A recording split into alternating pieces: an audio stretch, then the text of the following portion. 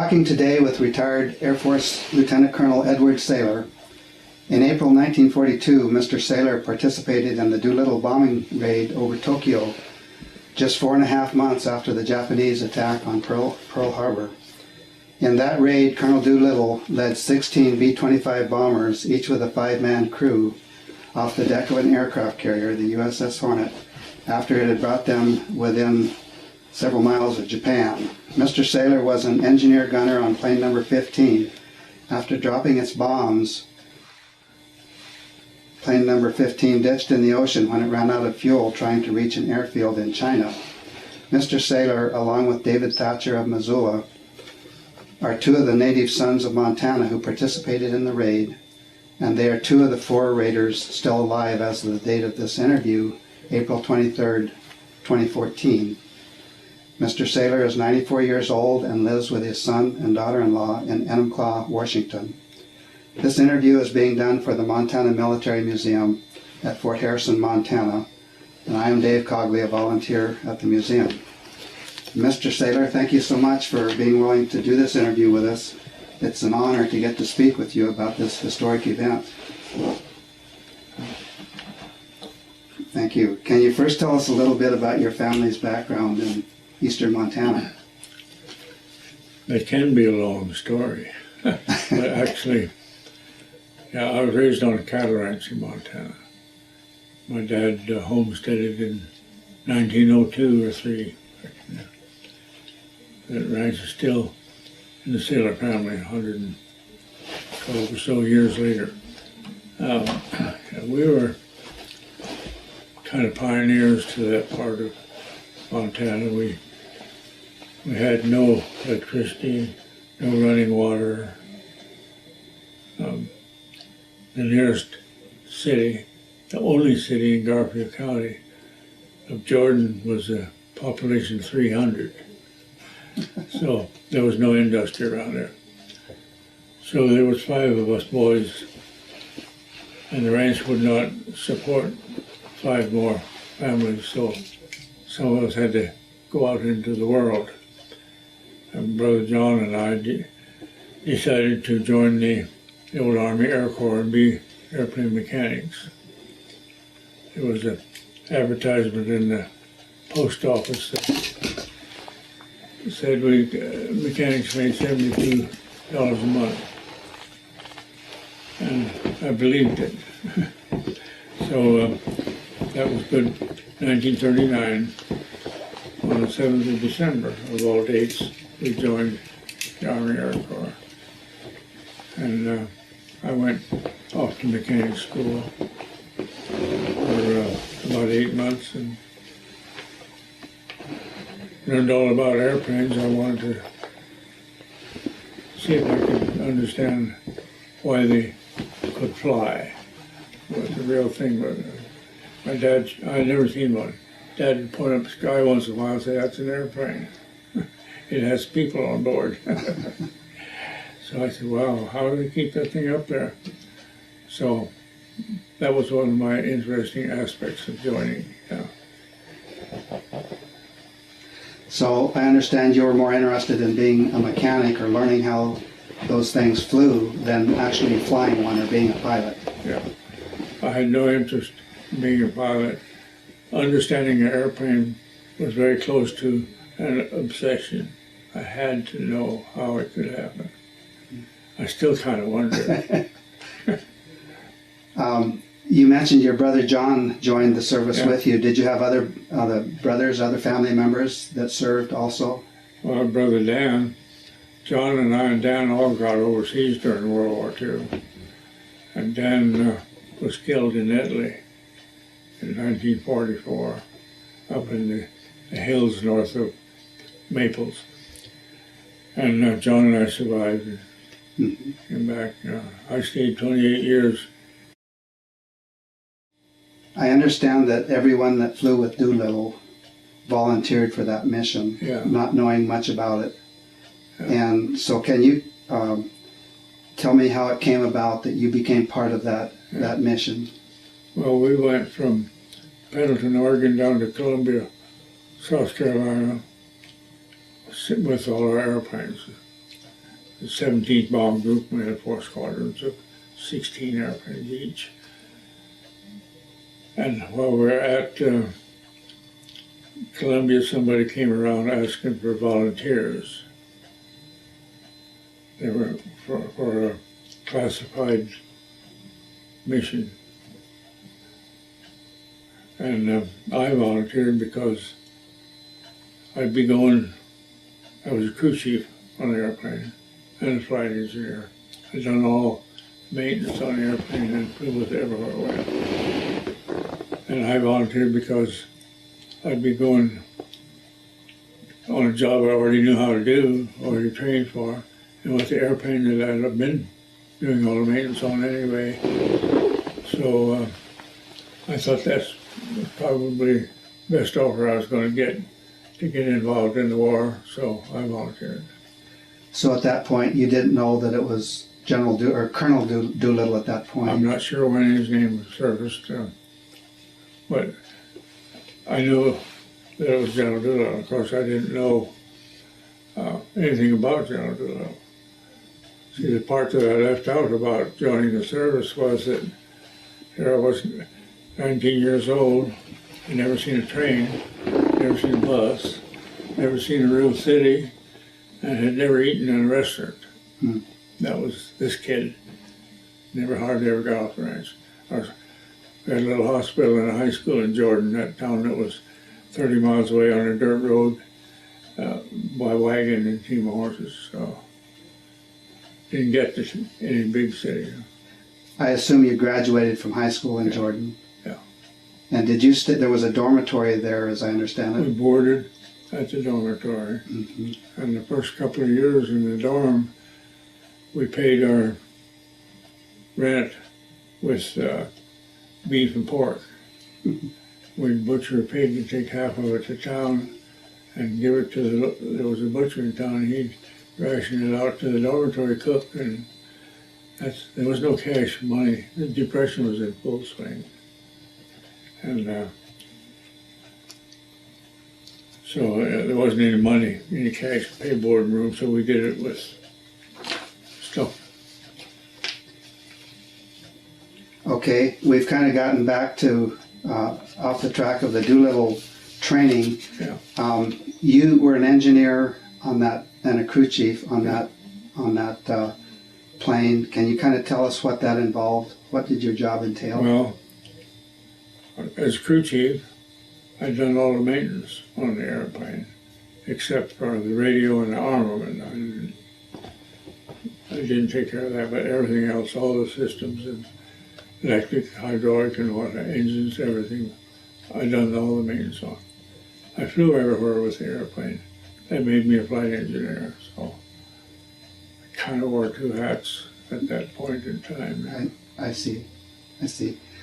Can you talk a little bit about the training that you had for the specific mission? Yeah, we went down to Eatonville, Florida, to do short runway takeoffs. And I had a runway marked off with the lines for the wheels of the airplane to follow. And we were trying to get airborne 500 feet. And it happened once in a while, but not too often. But apparently the short field takeoffs satisfied General Doolittle.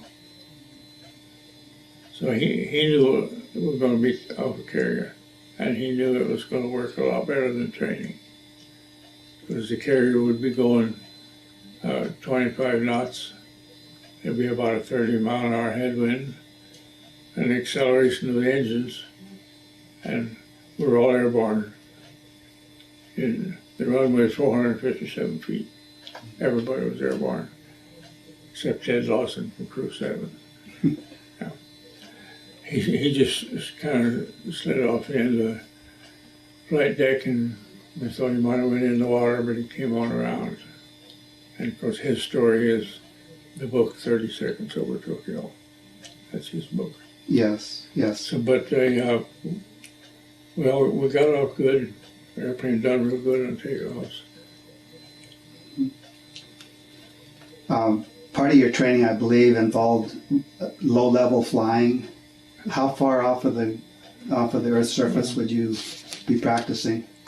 We never got over 1,500 feet, and sometimes down quite low. I don't remember. I suppose 500-600 feet. I see. We had, and that was our training. We had no training in bombing, emergency stuff like ditching in the ocean. No training for that, and briefing or anything. No, there was no rescue facilities in place at all. We were strictly on our own. So our training there was just, well, we took out the Bombay tank and put a special made tank into Bombay that took up half the Bombay and only left room for 4 500-pound bombs. So we were trying to get all the gas on board that we could, because it was going to be a long flight. We didn't know where to, but we got the picture. It was going to be a long flight, yeah. Okay, then from Florida, where you were training, you flew to California and boarded an aircraft carrier. Alameda Naval Air Station. There had been no speculation about a carrier at all. The general would answer, no questions. He said, don't bother asking me anything. If you want to know what time of day it is, look at your watch. Don't ask me nothing. That's about how the training went.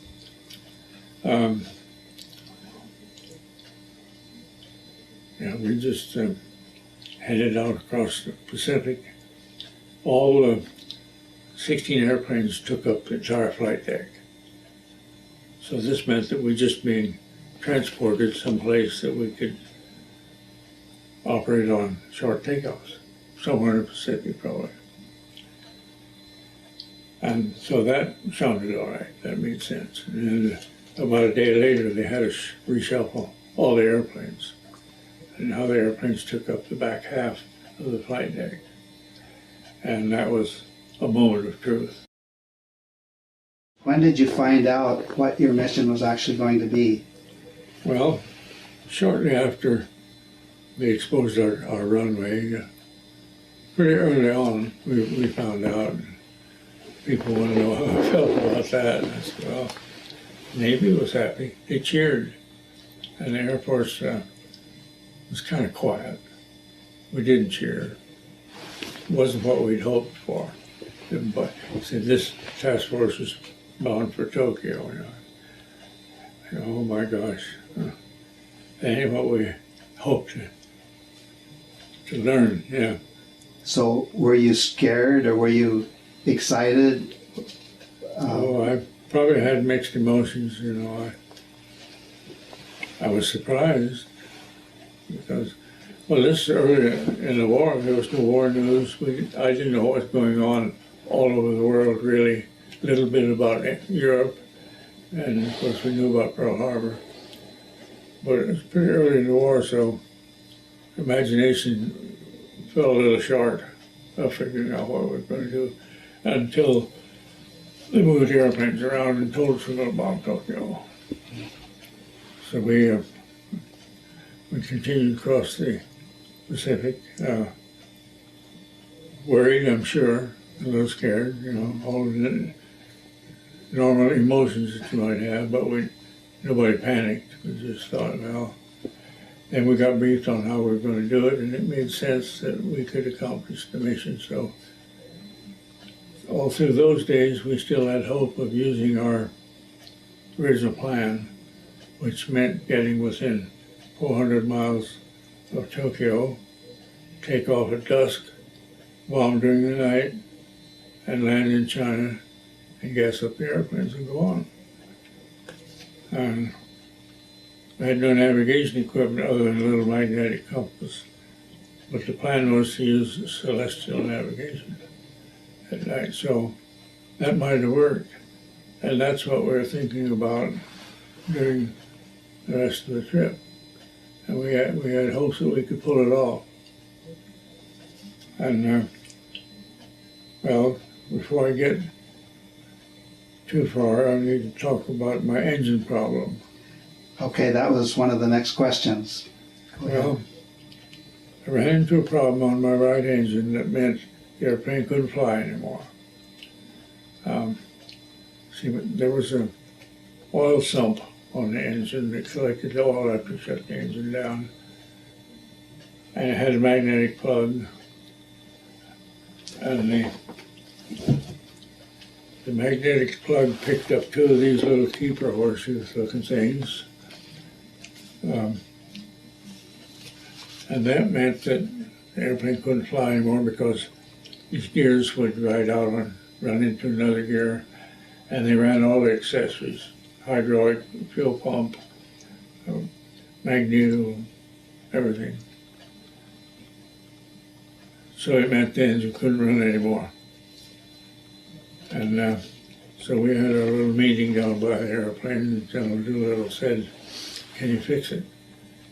I said, "Well, of course, this is something that nobody in the squadron has ever done. We don't go that deep into an engine at squadron level. This engine should go to the depot, and they would figure out how come the keepers came loose." But here we were on the aircraft carrier. He said, "Can you fix it?" And I said, "Well, probably." I didn't want to say no. I was going to give it a shot, you know. I said, "Probably." Didn't say it very loud. He said, "Well, if you can't fix it, we're going to have to push it over the side." So that's the job I had to do, was get that engine fixed. And I didn't even know how I was going to get it off the airplane. I mean, here's a 2,000-pound engine. It needs to come off the airplane and go down onto the hangar deck where I could work on it. The Navy had no equipment to help. But I don't know how I figured to get it off the airplane. But anyway, they came through. Navy rigged up some timbers in a tripod with a chain hoist, and we got the engine off all right. Taking the engine off was very tricky. I couldn't lay anything on the flight deck. It would go right overboard. Because Nuts, of the, bolts, tools, and the wind, constant wind. Tools, airplane parts, all had to go up inside the airplane. I had to remember where I put it, what it was, where it fit on the engine, and that was a pretty tricky part of it. Because when I got all through, I didn't have any parts left over. I was sweating that out. My friend said, "Well, toss something overboard, you won't have to go on a mission." I said, "Well, I'm not going to do that." But I didn't even have any nuts and bolts left. So I thought, well, and as I like to say, all those nuts and bolts were somewhere on that engine, hopefully where they belong. But I wasn't completely sure about all those little nuts and bolts, but I used them all. And apparently I put them in the right holes because it ran okay. I ran it up and ran fine. So we're back in business. you didn't have any chance to test fly it. Our test flight was our bombing run. And the engine ran fine. Everybody got launched okay. Yeah. You were on plane number 15, as I understand it, so you were right close to the end. Next to last. So can you talk a little bit about your flight to Tokyo? How did that go? Well, we bombed the city of Kobe, so I never got to Tokyo. Okay. We bombed 5 different cities: Yokohama, Osaka, Nagoya, Kobe, and Tokyo. So we were scattered all over. Approaching the coast of Japan, there was a lot of Navy vessels, big ones, battleships and stuff, right along the coast, and we flew right over them. Under 1,500 feet, and the people walking around on the deck of these battleships paid no attention to us. I expected to get shot down. I couldn't see any way of surviving the mission. When it got to be a daylight, bright sunshiny day, and no fighter escort, and very little defense, It just didn't look good at all. Maybe we should back up just a little bit, because you had originally planned to take off and be over Japan at night, Yeah. but there was a reason why that didn't work out. Could you talk about that? We were spotted by a Japanese ship, a little fishing boat or trawler of some kind. And they had radioed in to Tokyo what they seen. And we were a long ways from our takeoff point. See, we had planned to get within 400 miles of Tokyo, but we were spotted out somewhere between 650 and 400 miles, 650 and 800 miles from Tokyo.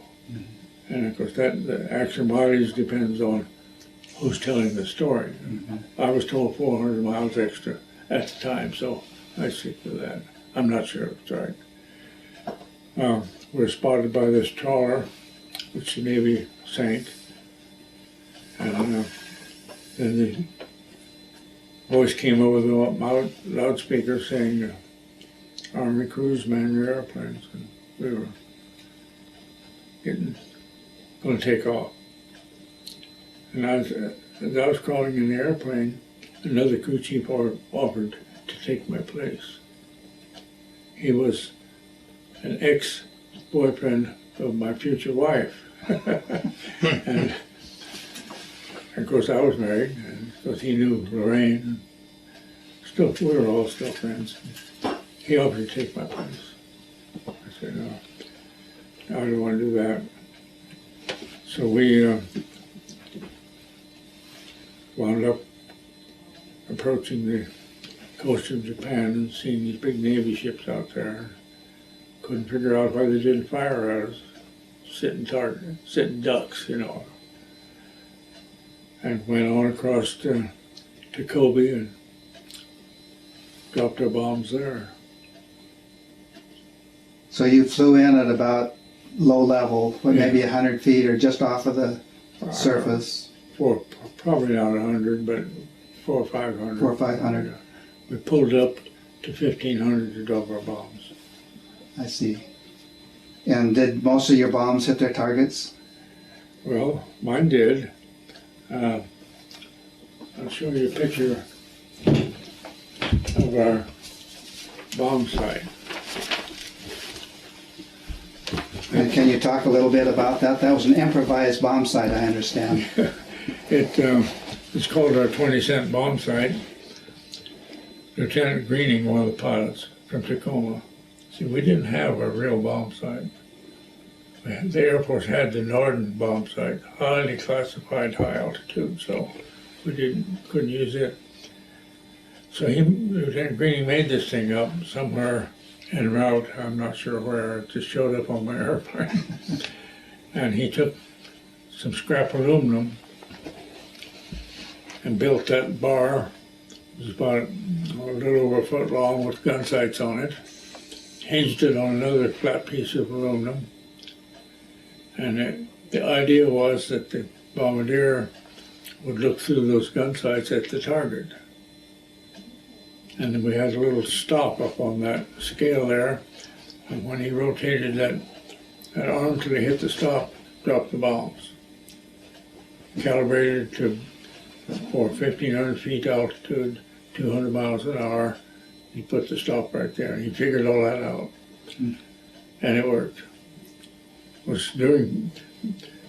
hadn't had any real bombing practice training. We had been on maneuvers with the Army down south in 41, and we low-level bombing tanks and things, and we bombed the tanks with little bags of flour. And if the tank showed up with flour on it, he's dead. We got him. That was our bomb training. Cool. State of the art. I wanted to ask you if any of your planes, not yours necessarily, but if any of the planes were hit by enemy fire. Yes, there was some damage from an aircraft fire. Nobody got seriously hit. And have many of the details of it, but some of them got a few hits. But they were all able to continue to fly on. Everybody made it to China except the guy that went to Russia. Okay, so could you explain then, after you dropped your bombs, you dropped down to low-level flying again, and then could you explain about your flight on to China? First thing we did was run the speed up to 300. We got in a hurry. About the time we were just finishing our bomb run, we got some anti-aircraft fire. Quite a few puffs of black smoke shot up. And for a minute, I didn't know what it was. Hadn't seen any war movies yet, you know. So soon figured out they were shooting at us. I don't think we got hit. We didn't feel anything. Of course, and the airplane performed normal, so I guess we didn't get hit. And then two fireplanes followed us for a while, and they got up fairly close to where we probably, if they were going to shoot at us, it was going to be pretty soon. And they were just sitting back there. And then they left. They didn't come on in close and shoot at us. So I guess they didn't know who we were. Of course, I have my own theory on why they left. And what was that? We had put two broomsticks sticking out the tail end of the airplane to look like guns. And those broomsticks scared them all. That's my take on it. I don't know why they left. Obviously didn't see us as an enemy. They had the Jap had an airplane that could be mistaken, looked something like a B-25, twin tail. So for whatever reason, they left. And that was our last resistance over Japan. So we got through there pretty easy. Pretty lucky. Yeah, real lucky. So then, you weren't so lucky then as you flew on towards China. Well, it was quite a ways, I don't remember how far, but quite a ways over to China from Japan. And we had a headwind, which meant that we wouldn't reach the coast of China. We were already short on fuel, and we knew that our fuel supply was probably going to run out before we got to China. So I found out later that that headwind became a tailwind. It switched 180 degrees and blew us to China. Amazing. Everybody made it to go to China. And of course the thinking was that we probably would not have made it. We never knew exactly where we'd be when we run out of gas, but we figured it wouldn't be China. But anyway, we got to the Chinese coast and we're among some islands. It was getting dark. It was about 9 o'clock at night, storming real hard, heavy clouds, low ceiling, and the island looked like it could have been the mainland. We didn't know. But we had to make a decision. So we didn't know when our engines were going to quit, run out of gas. And if we had to either land in the water or go inland and bail out. According to the gauges, we should land as soon as possible. And if we tried to climb up to a bailout altitude over the hills of eastern China, we didn't know if we'd still be over water or whether we'd land in a Japanese camp on the coast or just when the engines were going to quit. So the pilot said, we're going to have to sit down in the water. The airplane done real good, skipped along the waves, stayed level, came to rest, floated for about 10 minutes, we were able to get out of the airplane, get in the life raft.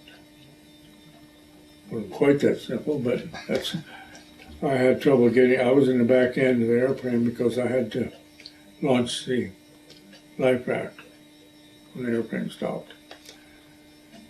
Which I did, and then, of course, the airplane filled up with water real fast. Plexiglass nose had broken in.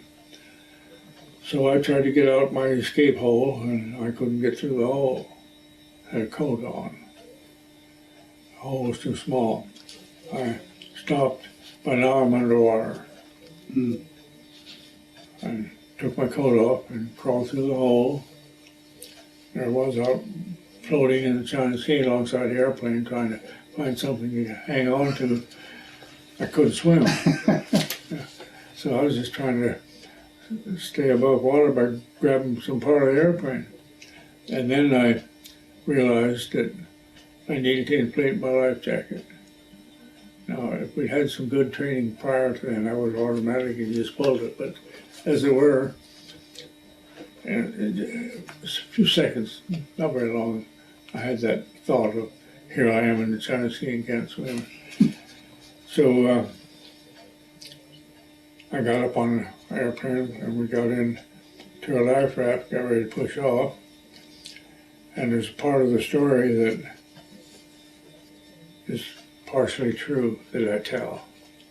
When I crawled through that hole, I got hurt and I thought I'd be eligible for a Purple Heart. Because I had crawled through the hole, I snagged my earlobe a little bit. The crowd goes crazy when I tell them. I did snag my ear, but I had no thoughts of Purple Heart. It made a good story. And you didn't get a Purple Heart. No, Air Force, I didn't even suggest it. So we were on top of the wing of the airplane. The bombardier decided to swim for it. Turned out to be about a half mile from this island. And we met him the next day. He made it. So there was 4 of us in the life raft. We pushed off the wing. The airplane started going down nose first. It was time to push off. Flight control aileron came up, snagged a hole in our life raft, and we lost half of the inflation. One side lost all its inflation. So we didn't have a life raft anymore. The other guys could swim and they stayed afloat all right. And I hung on to a rope that was attached to the life raft. And the part that half of it still floated. I hung on to that rope all the way to shore. So between the tailwind and the tide and the waves and the rope and everything, I got on shore. Yeah. So we got on shore, and of course there's no rescue capability anywhere that I know of, certainly not where we were. So we were on our own. We standing on this island wondering what to do and what was going to happen. And we seen a light in a little hut nearby, so we walked over there. Turned out we were on an island inhabited by fishermen, no village or anything, just fishermen. Occupied in the daytime by Japanese soldiers who would come ashore and harass the people and steal whatever they could find, like food and chickens and eggs or whatever. And then at night they'd go back out in the sea in their gunboat, and they would go round and round the island all night. So one of the fishermen took us across this island where we'd be headed towards the mainland. Did the Japanese see the plane, or did they know that you were on that island? Is that why they circled around the island?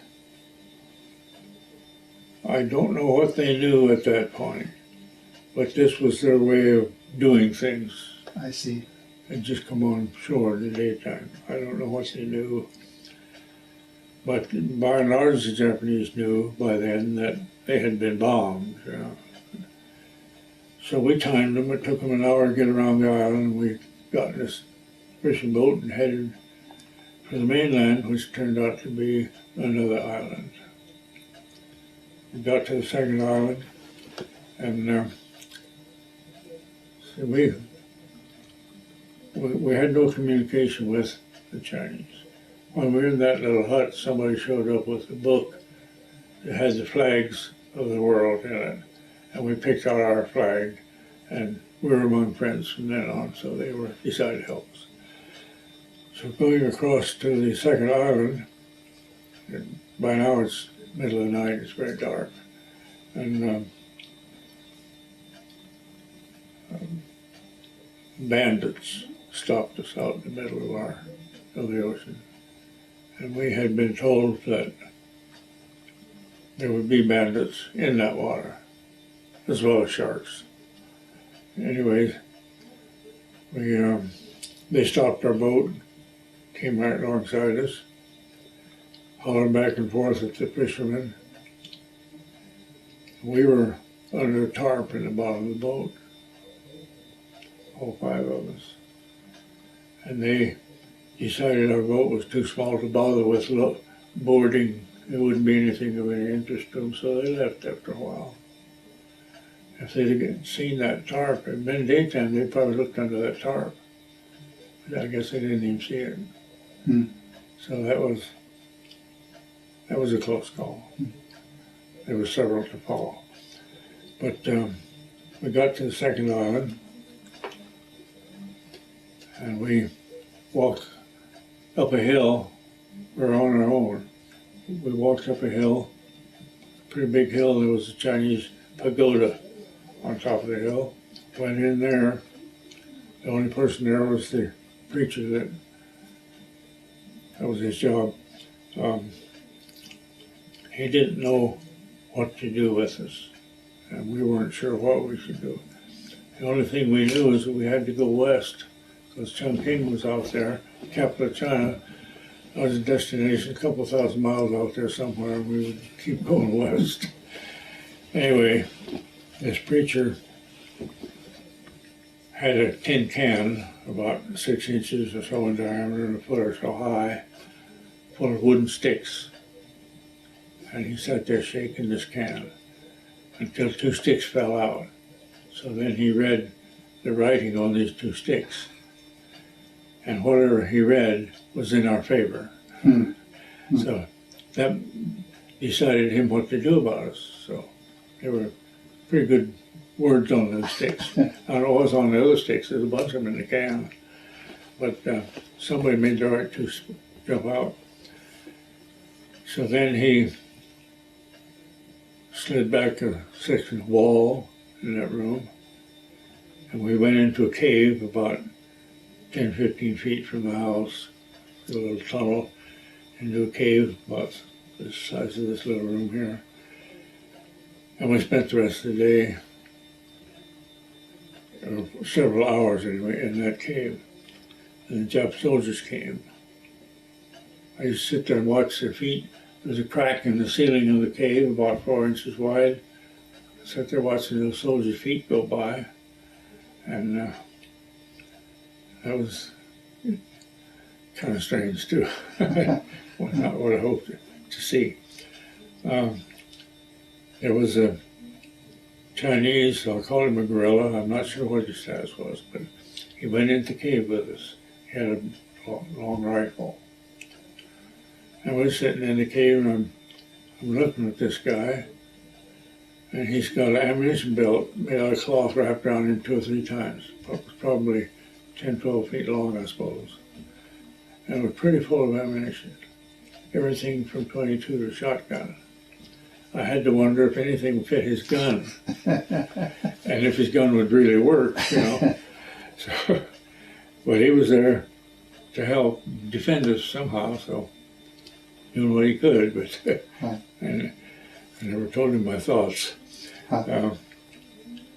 So when we got out of the cave, the Japs left, the old guy brought us out of the cave and showed us our footprints.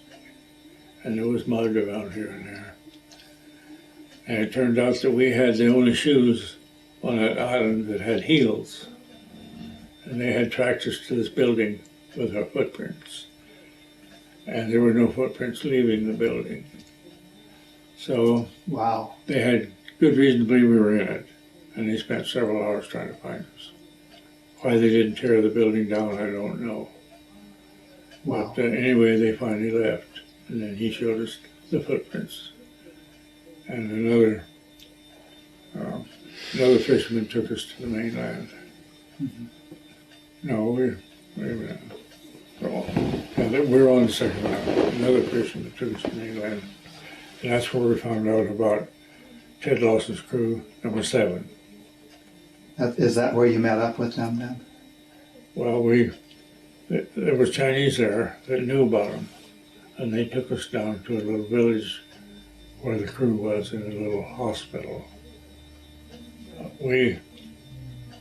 One of the Chinamen showed up with the Pendleton, Oregon pass of one of the officers with blood on it.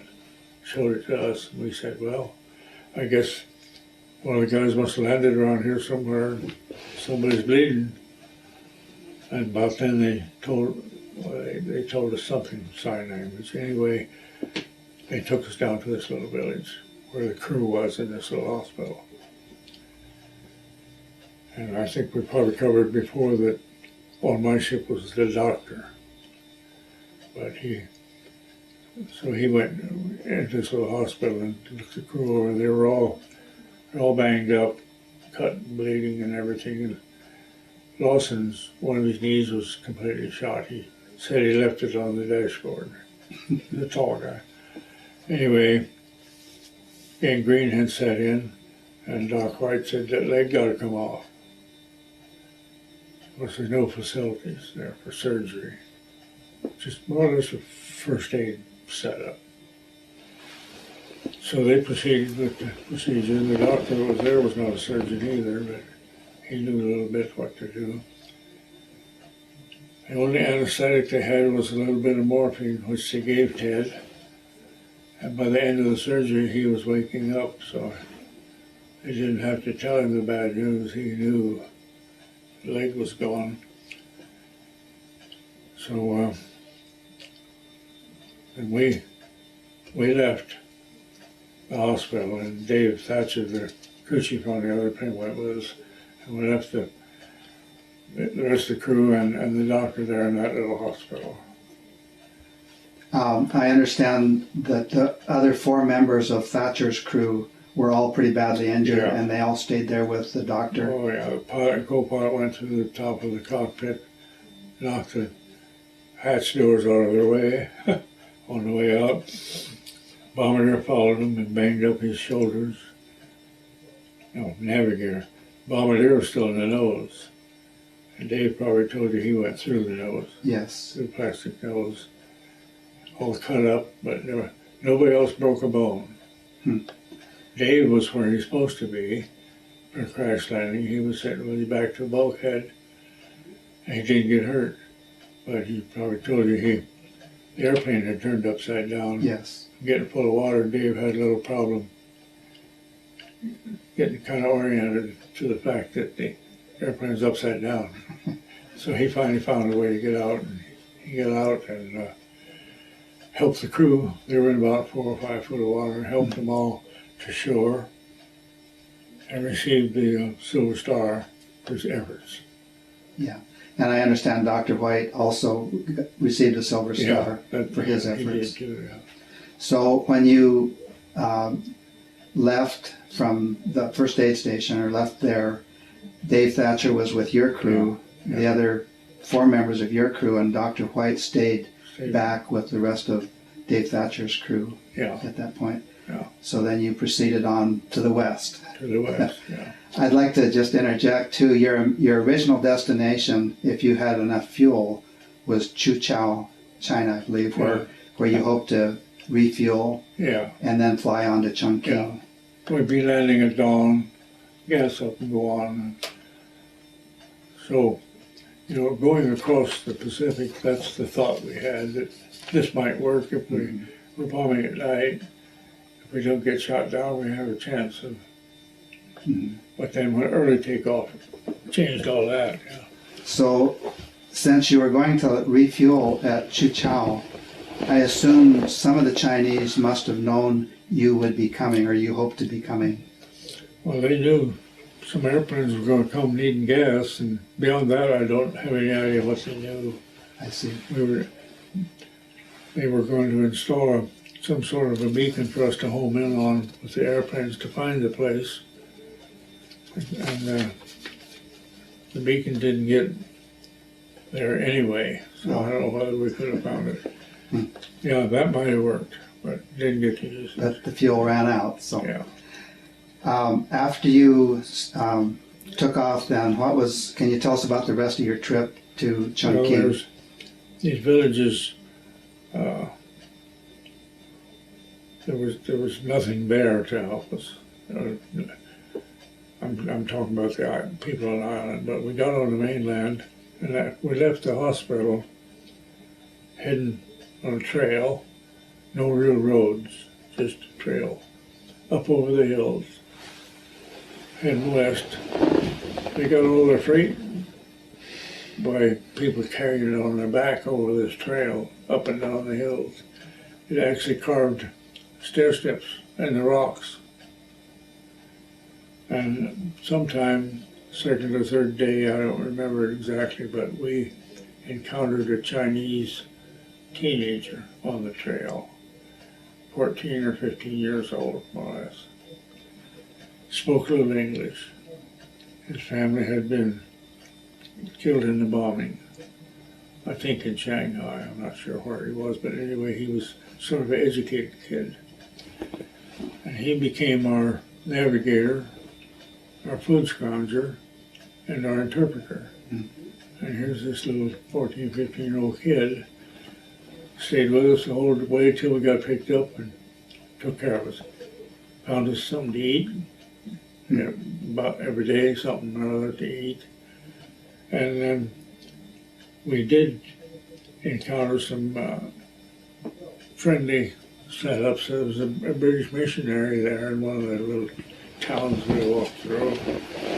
So we had a nice dinner with him. First good food we'd had. And he took us about 50 to 100 miles in an old Ford station wagon. That there was that much road and he had that much gas, so he took us that far. And we walked and walked day after day. We've seen Japanese airplanes overhead quite often, and we thought they were looking for us. It was reasonable to assume they were looking for us.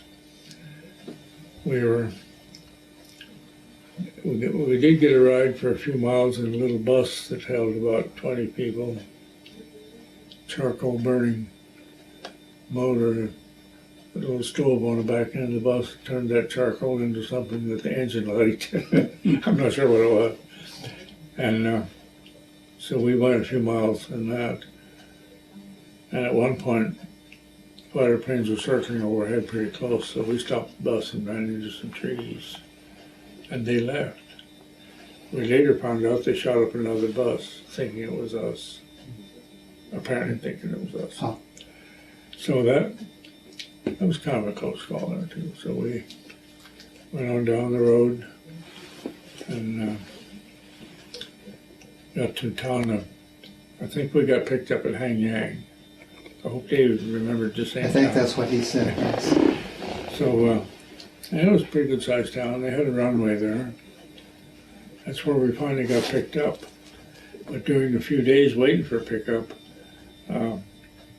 the Jap bombed the runway every day. And 100 or so Chinese showed up with buckets full of rocks, filled the bomb craters. Now the runway's open again. And that's where we got picked up. And me and two of the other guys had been, I don't remember Dave was with us. Anyway, we found a pagoda on a hill right close by there. So we went up there and got up in that pagoda and watched them bomb the runway, which they did every morning around 10 o'clock. And then they would leave. So that was, and then a couple of days of that, and then somebody said that this ain't too smart. People know we're here, so we better not stay here anymore. Just pagoda. And we didn't. And sure enough, it got strafed the next day or two after that. So yeah, they were hot on our trail all the time. So that's where you were picked up, and, Yeah, we got picked up. I tried to get this Chinese boy on the airplane, and the pilot said, no civilians can't do so. We let him stand on the runway. Haven't been able to find him since. I don't know what happened to him. And well, we owed this kid big time. I'd taken him all the way home with me if I could have got away with it, because he was homeless and no family. He might have had some relatives, I don't know, but his family was gone. wow. So, yeah, people have been looking for him for many years. Even now looking for any record of him, but found nothing. So from there you were flown to Chongqing, I believe. So we're in Chongqing and a guest of Generalissimo Shankashek and the madam, his wife. I had dinner with him, and the general had to go fight the war, so he left. So the madam entertained us. So while we were there, the government decided to give us a medal, and we got something akin to our Distinguished Flying Cross, an air medal of sorts. And they were pinning that medal on us. Unbeknownst to me, we were being filmed. And that's where my wife enters the picture. A little bit of a side road here. She went to a movie in Tacoma with her parents. Went to a movie one afternoon. In the movies in those days, between the films, you've seen the movie tone newsreels with the war news. And she's watching that reel when I show up on the film. And that's how she knew where I was and that I was okay. She had no idea where I was or still alive or what. She seen me on that film, so ran home, got her mother, and they sat through another movie, and sure enough, she seen what she seen. So Wow. that was nice. Wow. So some people found out that I was okay without me having to break security to tell them. Because I was still overseas at that point. So this had been a top secret mission all along. Yeah. And they had no idea that you were involved with this mission. They didn't. They may have heard about a bombing of China, because it must have got on the news. I don't know that for sure. But the newsreel wasn't classified. But then we went from Chongqing to Calcutta on a C-47 airplane. The only cargo airplane we had during the whole of World War II was the C-47 that held about 20 people and maybe a couple thousand pounds of freight or something. That was it for the whole, until the very end of the war. So that's what we were catching rides in. They took us over the hump, they call it, Himalayan mountains, from Chongqing to Calcutta. We had to go up 17,000 feet to get through the hills. They went up to 25,000. No oxygen. No oxygen. Should have, above 12,000, should have had oxygen, but we didn't. And we wondered about that, and the pilot said, not to worry. We do this every day. He said, you get drowsy, it's okay to take a nap because you're not dying. He made a little speech out of it. Anyway, and that's what happened. There was no problem. We got drowsy, but nothing happened. So the Japanese knew that the Chinese people were collaborating with you to help you escape. Can you kind of tell us what the Japanese, how they treated the Chinese after that? Yeah, well, I didn't know this until several years later. The Japanese killed 250,000 Chinamen. Wow. What a price to pay. That was their way of scolding the Chinese for helping us. And so they paid a big price. Hmm. And I had to wonder if it was worthwhile when I heard that. I said, it made me stop and think a little bit about what we'd done, and had a little effect on me. I hadn't known that, and here it came out of the blue, and I thought, wow, that's pretty bad. It didn't surprise me because we knew the mindset of the Japanese had been pretty firmly established by then. So I wasn't too surprised, but I sure didn't. I didn't like that at all, and it made me wonder. Terrible price to pay. Japan had a free run across the Pacific after Pearl Harbor. They had taken Guam, Philippines, and Okinawa, and I don't know how many islands they'd taken, but we had no opposition. We lost every battle up until the Doolittle raid. And I'm told that the Navy never lost a battle after that. Which, and of course now we're told that our mission changed the course of the war. And there's been a bunch of films done on that. So that was why. That was the situation. President Roosevelt said, we just got to hit back somehow. And the people he contacted, a bunch of guys, and he settled on Doolittle, put it together. And he did a good job of it. It worked out. Apparently it did cause the Japanese to keep a lot of their fleet and airplanes at home to defend the homeland. See, there's another little part of the story of why we didn't get shot down. See, when Japanese leaders were told what the guys seen out in the ocean, that a carrier full of airplanes was out there. And they thought they knew every airplane we had that could operate off a carrier.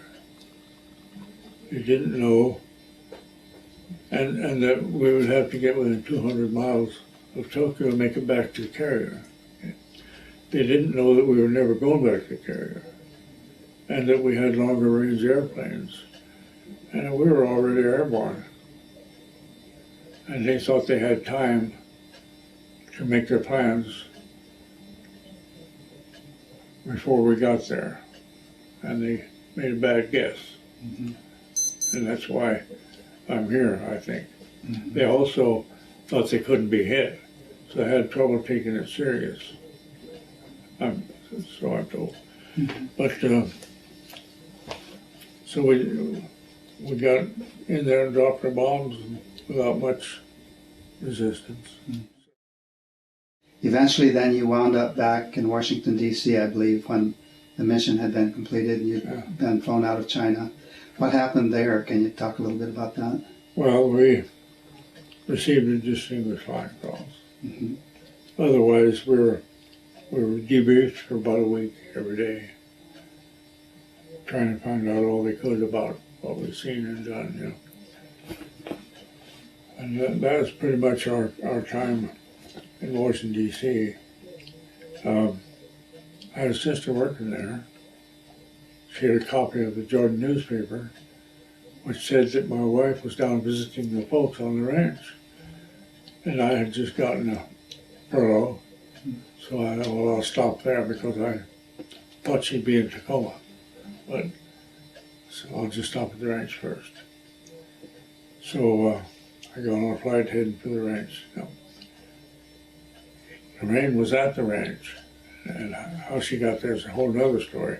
But she's at the ranch, and one day said, we have to go to Miles City. Ed's coming in on an airplane today. They humored her and drove to Miles City. And when I got off the airplane, there they were. And to make it harder to understand, she was a day late. I should have been there yesterday. We stopped in North Dakota and stayed overnight. Next day went on to Miles City, and there they were. If she had any inkling that I was coming, she would have been there yesterday. So figure that. Talk about fate again.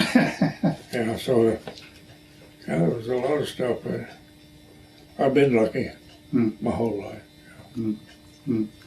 Have you stayed in touch with any of the Raiders over the years? Yeah, somewhere along the line we started having a reunion every year on the anniversary of the raid, various places around the country. And everybody didn't always show up at the reunion. The only time we had 100% attendance is when there was only 5 of us. I said, well, we're all here. Yeah. But we kept the reunion going, and I went to a lot of them. Can you talk a little bit about the silver goblets? Well, they made a goblet for each one of the 80 men, and they had the name on both sides of the goblet. One read upside down, the other one didn't. When a guy dies, they turn his goblet over, but his name was still readable.